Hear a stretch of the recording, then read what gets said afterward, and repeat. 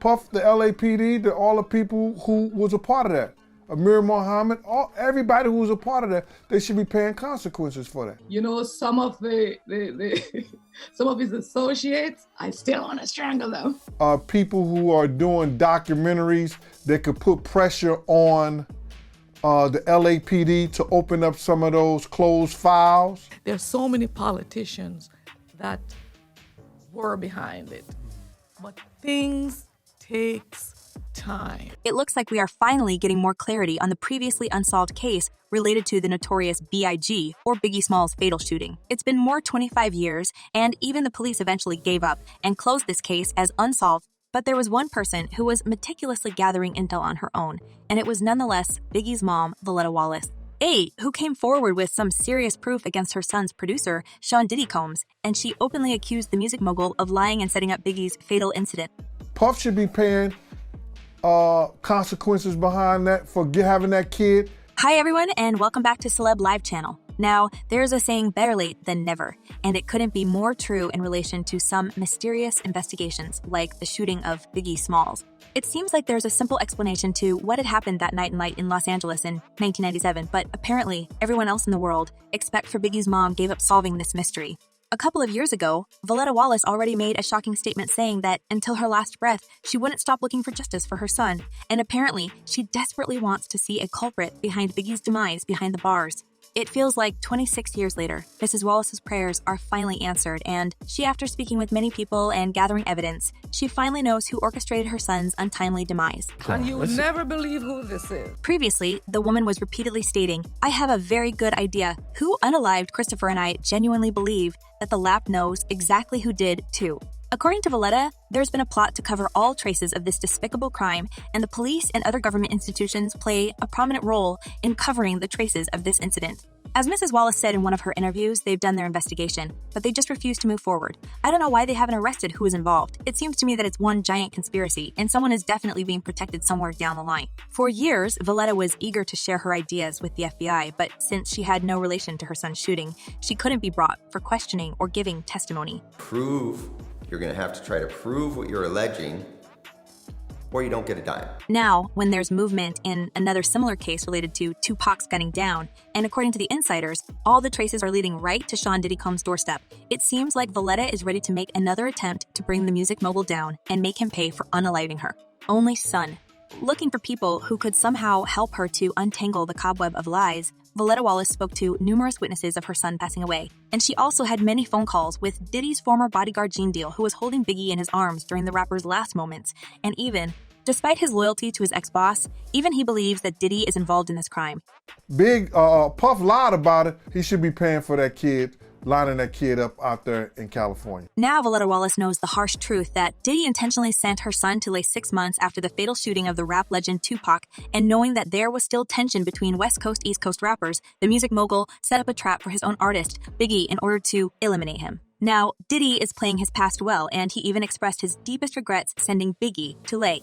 In one of his interviews, Diddy revealed, "Probably the only regret that does haunt me was the night that Biggie got gunned down. He was supposed to go to London for a promo tour, and he had talked me into letting him stay in LA. However, as Gene Deal told Voletta Wallace, Puffy was lying about it, and he perfectly knew what to expect if a team of East Coast rappers set their foots on the soil of California."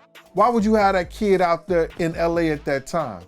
They even showed it in the video, which was stupid. Gene Deal was present during that fateful conversation when Puffy suggested that they all go to California. However, when Diddy tells this story, it sounds like Biggie wanted to go with him to the Vibe Party in LA to celebrate finishing his second album. And several people already confirmed that the music mogul was lying, and Biggie was truly shocked when his mentor told him about going to the enemy's territory. When he said, we going to LA, Big said, LA? Cali? That kid ain't had no business out there in Cali. And then you lie about the London thing.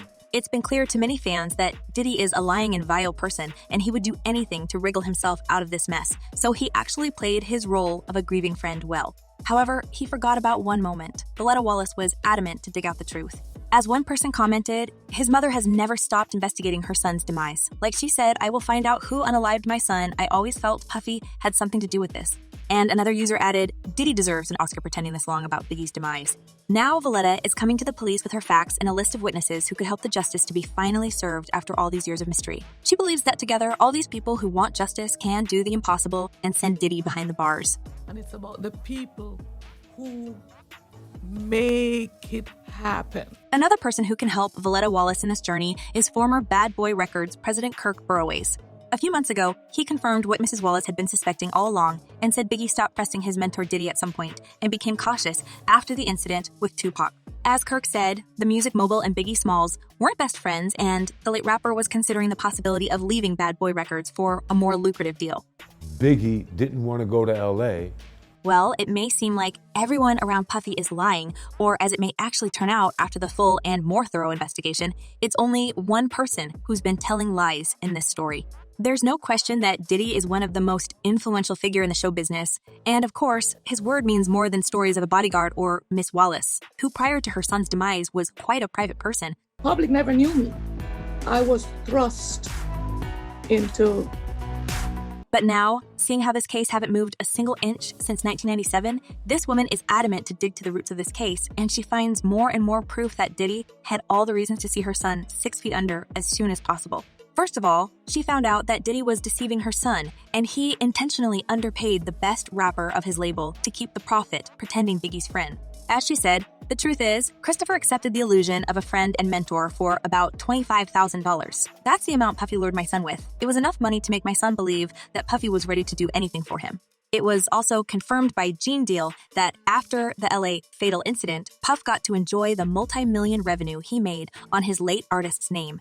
Right. Puff owns his publishing. If he take claim to that, that money goes to Puff. After connecting all dots and listening to the stories of people who were working with both Biggie and Puffy and know what was happening behind the scenes, Valletta Wallace is going to pursue her agenda in exposing the notorious music producer and make everything she can to see Diddy taking responsibility for her son's untimely demise. It actually starts to seem that Puffy is cursed because so many artists who work with him end up in very precarious situations. And here's another reason to believe that Diddy was hiding something and didn't want the truth to go out.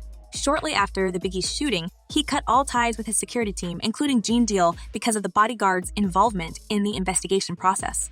When Puff caught wind that you're actually working with the investigation, he stopped working with you and stopped contracting you. Now it seems more than clear that Diddy built an empire of lies. But thanks to brave people and responsible citizens, Valletta Wallace may not only get the full picture of her son's last hours, but finally make the whole world see Diddy's true nature. People need to see or see that part of him that many netizens fully support Mrs. Wallace because it seems like everyone knows what had happened that night in LA. But for some reason, the investigation is being tampered with for a long 25 years.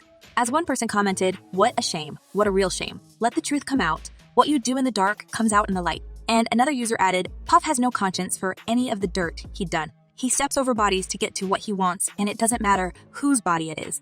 Well, Diddy seems to be quite nervous with the police on his tail. And apparently, he feels like something bad is coming for him. And what do you think about this, guys? Has Diddy been caught lying about Biggie's incident? And is there enough new evidence to put him behind the bars? Share your thoughts in the comments below. I'm eager to know what you're thinking. And in the meantime, check my other videos about the shady activities that terrorize the show business. Well, that's all for today. Thank you for watching and stay tuned.